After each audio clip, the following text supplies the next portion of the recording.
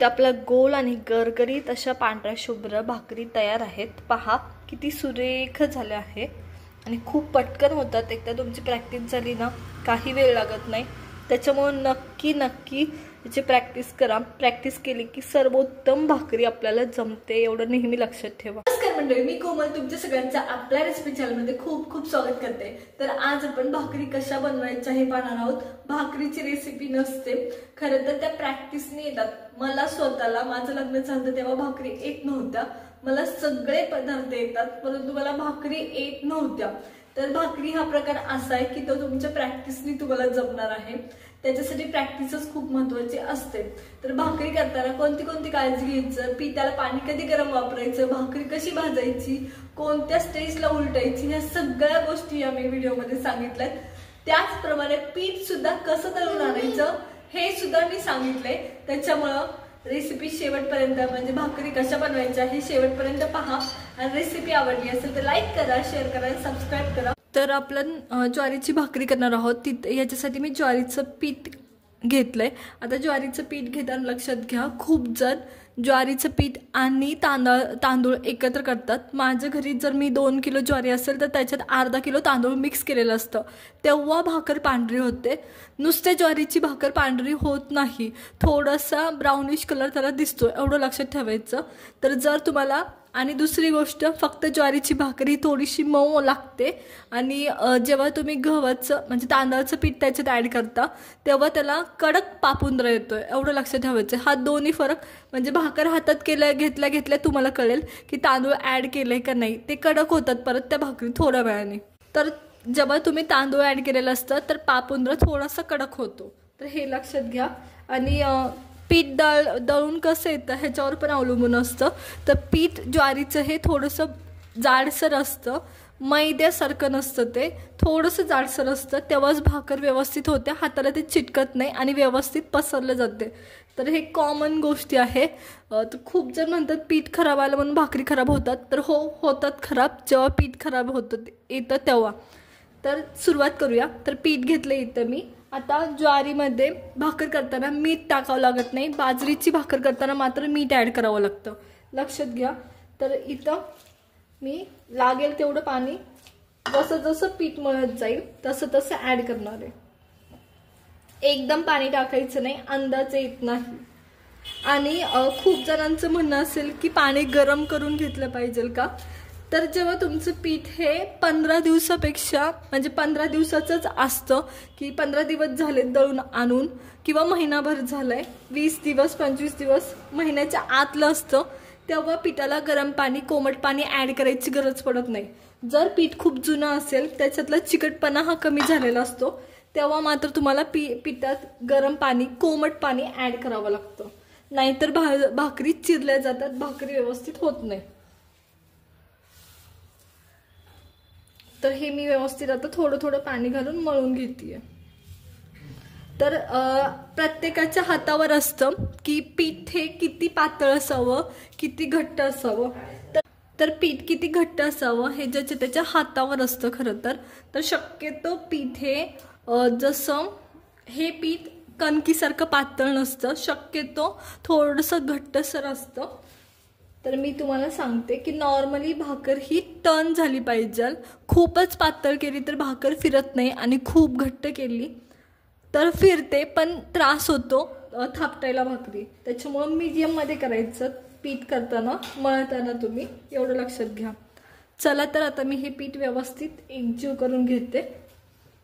माझ्या 3 भाकरीचं पीठ आहे, पण ॲक्च्युली आपली जुनी माणसं जी करायची ते, माझ्याकडे 3 भाकरीचं पीठ आहे, पण ॲक्च्युली आपली जुनी माणसं जी करायची तर एका भाकरी पुरतंच पीठ मळलं जायचं, जास्त मळलं जात नाही। आता हे मी, म्हणजे माझ्या घरी जास्त करून जास्त भाकरी लागत, जिथं जास्त लागतात तिथं सारखं मळायला नको म्हणून कमीत कमी 3 भाकरीचं पीठ मळून ठेवलं जातं, जेणेकरून पटकन ते थापता येतील भाकरी, या पद्धतीने।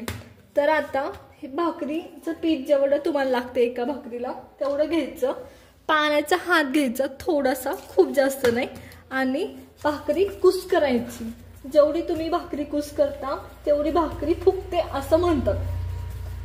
तर आणि तुटत सुद्धा नाही आणि व्यवस्थित गोल होते, मध्ये तिला चिरा पडत नाही. तर शक्यतो जेवढी भाकर तुम्ही कुस्कराल तेवढी भाकर व्यवस्थित होते, म्हणजे एकजीवपणा येतो त्या पिठाला. त्यामुळे या पद्धतीने कुस्करून घ्यायची भाकरीचं पीठ. तरी यासारखी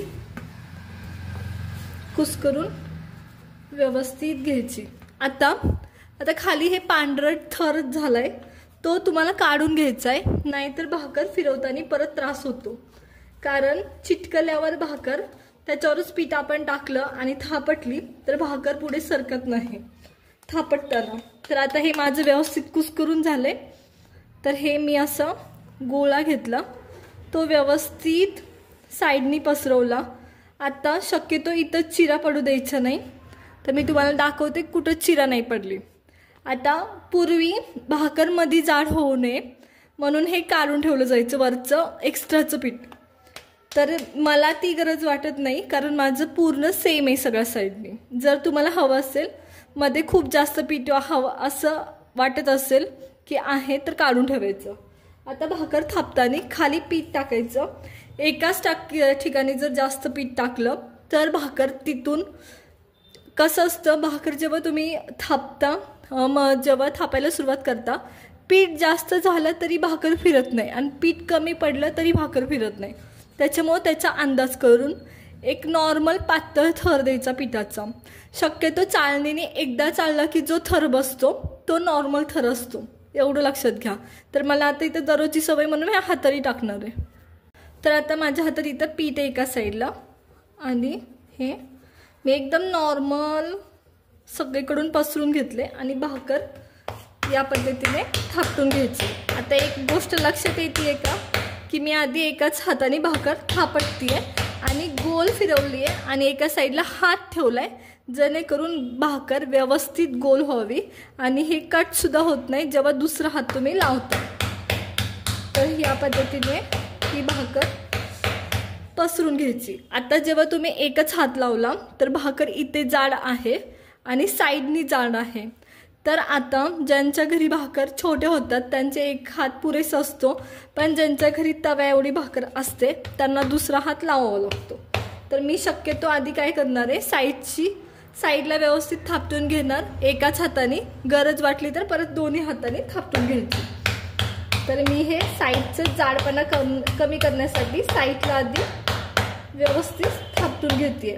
चिरा पडत असतील तर या पद्धतीने हे ॲडजस्ट केलं जातं. शक्यतो चिरा पडत नसतात, पडल्या तरी एकदम थोड्या किंचितशा असतात. असं म्हटलं जातं की जिच्या भाकरीला चिरा पडत नाही ती सुगरण असते. तर या पद्धतीने चिरा पडू द्यायचा नाहीत. आता गरज आहे दोन्ही साईडने हात लावायची, त्यावेळेस या पद्धतीने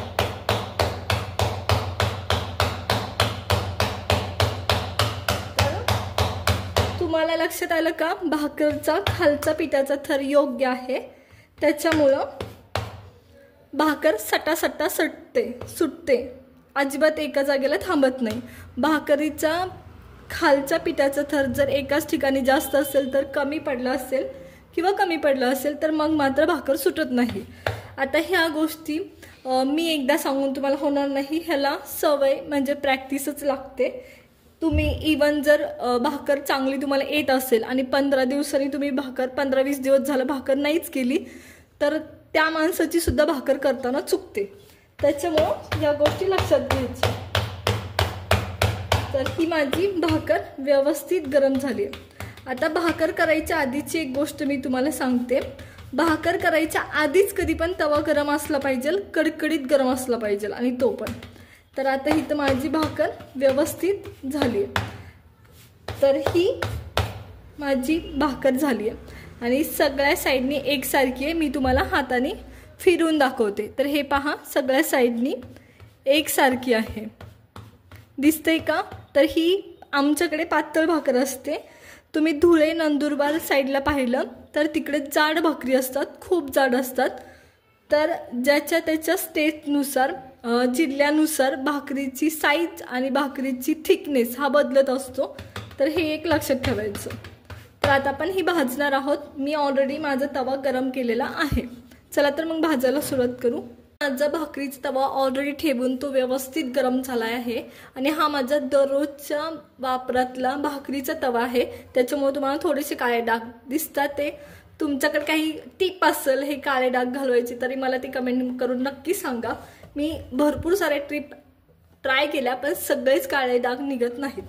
त्याच्यामुळे जर तुमच्याकडे काही अशी टिप असेल तर मला नक्की सांगा किंवा ट्रिक असेल तरी सांगा. तर आता भाकर टाकायची कशी, तर इथं माझ्या हातात भाकर आहे या पद्धतीने. तर ही भाकर इथं माझ्या हातात ही भाकर आहे, ती जी पिठाची साईड आहे ती वर करायची आणि दुसरी साईड पीठ लावलेली साईड आता खाली गेली आपली आणि पीठ न लावलेली साईड वर आहे. आणि जेवढं शक्य तेवढं तव्याच्या लगत नेऊन भाकर टाकायचं, नाहीतर बुडबुडे दिसायला सुरुवात होते. तर हे मी भाकर टाकली या पद्धतीने. खूप जणांची तर 2 हातांनी भाकर टाकतात, त्या पद्धतीने टाकली तरी चालेल. तर आता भाकर गरम करायची, भाजून घ्यायची आपल्याला. तर हे शक्यतो आता पीठ जसं साईडनी हे सुटलंय ना, हे पडलंय ना, हे खरं तर पडायला नको, नाहीतर त्या भाकरीला ब्राऊन कलर येतो, ती पांढरट दिसत नाही. तर ही एक काळजी घ्या, साईडनी पीठ व्हायला नको.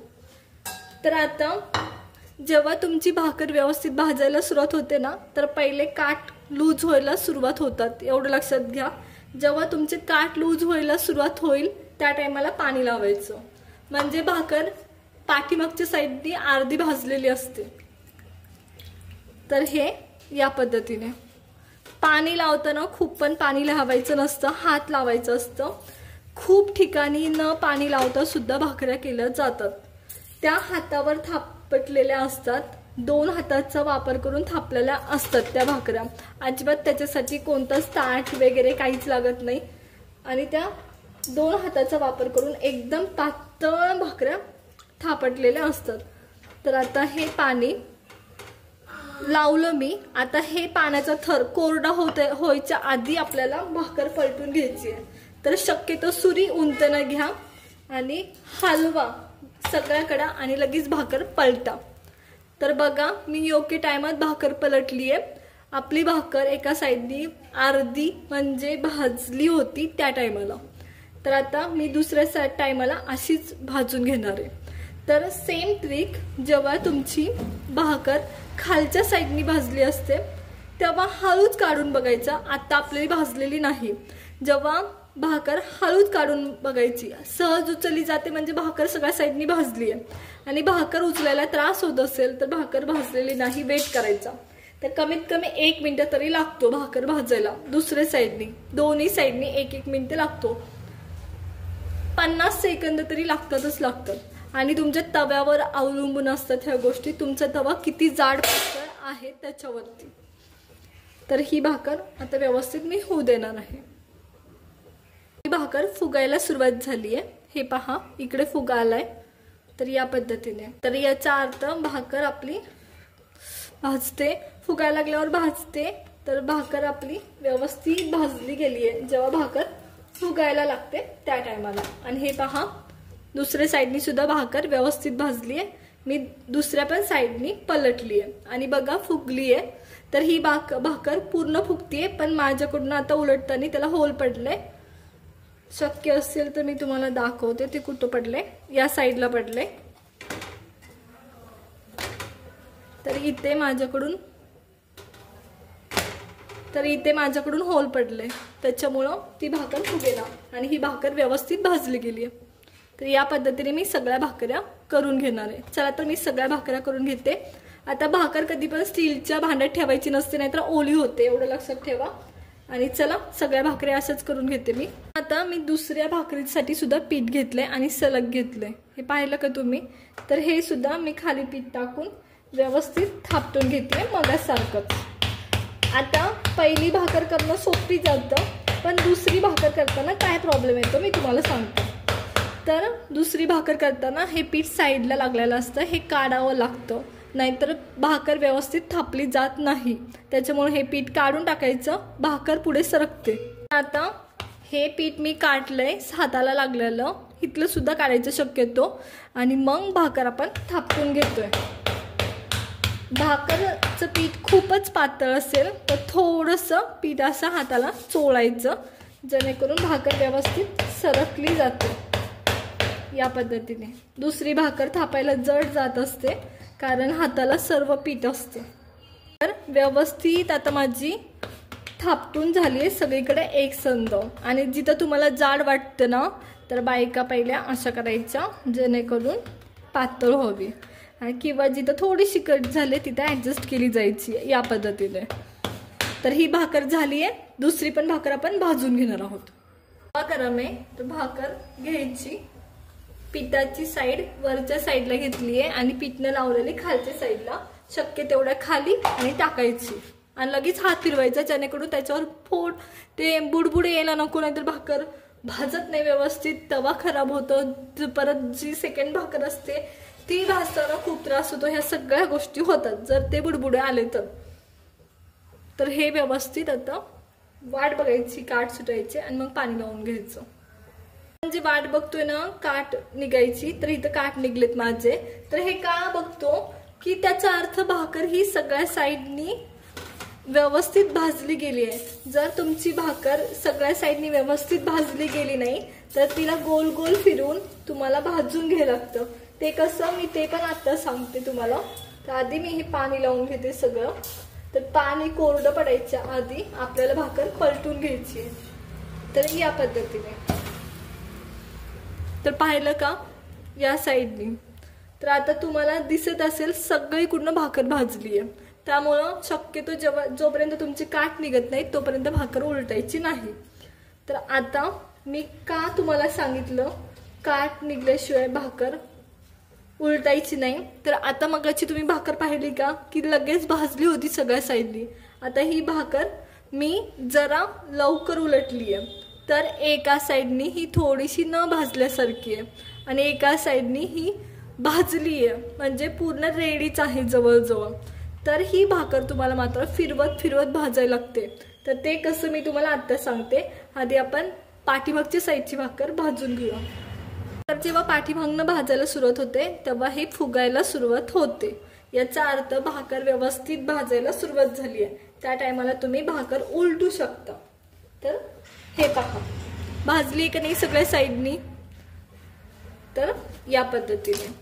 आता मी जसं सांगितलं मी शक्यतो वाट पाहते भाकर फुगण्याची, याचा अर्थ ती व्यवस्थित सगळ्या साईडनी भाजली आहे. तर खूप जणांचं मी जसं मगाशी सांगितलं तर ती भाकर कशी भाजून घ्यायची. तर आता ही फुगायला सुरुवात झाली म्हणजे ह्या साईडनी ती भाजली आणि दुसऱ्या साईडनी फुगली नाही म्हणजे ती नाही भाजली.